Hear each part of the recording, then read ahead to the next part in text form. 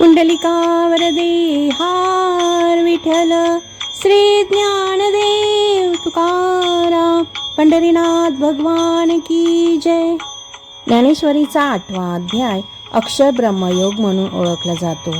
यात अर्जुनाने विचारलेल्या 7 मूलभूत प्रश्नांची ब्रह्म, अध्यात्म, कर्म, अधिभूत, अधिदैव, अधियज्ञ आणि अंतकाळी भगवंताची प्राप्ती श्रीकृष्ण सविस्तर उत्तरे देतात.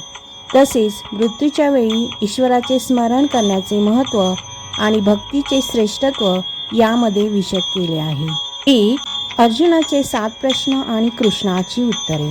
अर्जुनाने विचारलेल्या प्रश्नांना उत्तर देताना श्रीकृष्ण सांगतात, ब्रह्म म्हणजे जे कधीही नष्ट होत नाही, ते परमसत्य म्हणजे ब्रह्म.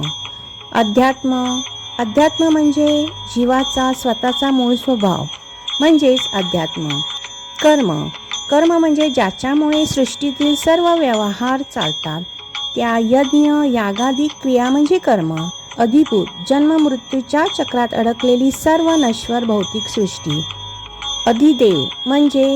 अधिभूत म्हणजे जन्म मृत्यूच्या चक्रात अडकलेली सर्व नश्वर भौतिक सृष्टी. अधिदेव म्हणजे संपूर्ण सृष्टीचे नियंत्रण करणारा परमात्मा किंवा हिरण्यगर्भ. अधियज्ञ म्हणजे शरीरात राहून सर्व कर्मांचा व यज्ञांचा भोगता असणारा मी म्हणजेच परमेश्वर स्वतःच अधियज्ञ आहे.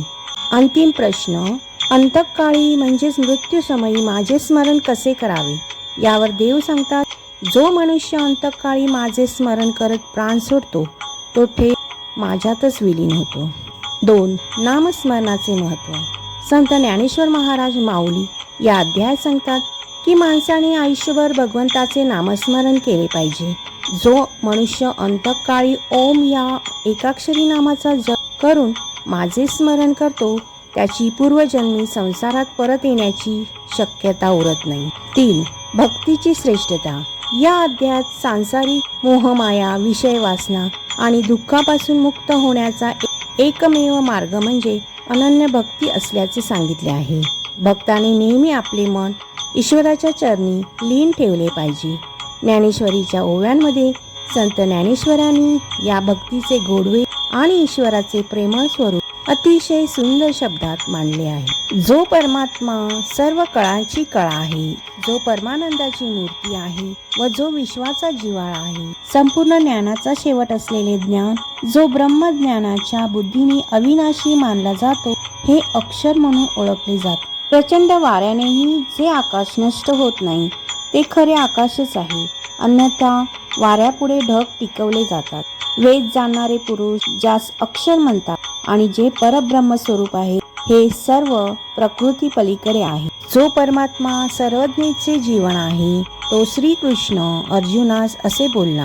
अशी ही कुरुक्षेत्रावरील हकीकत संजय धृतराष्ट्र राजाला सांगत होता. तीच गोष्ट पुढे तुम्ही ऐका असे निवृत्तीनाथांचे शिष्य ज्ञानदेव महाराज म्हणतात.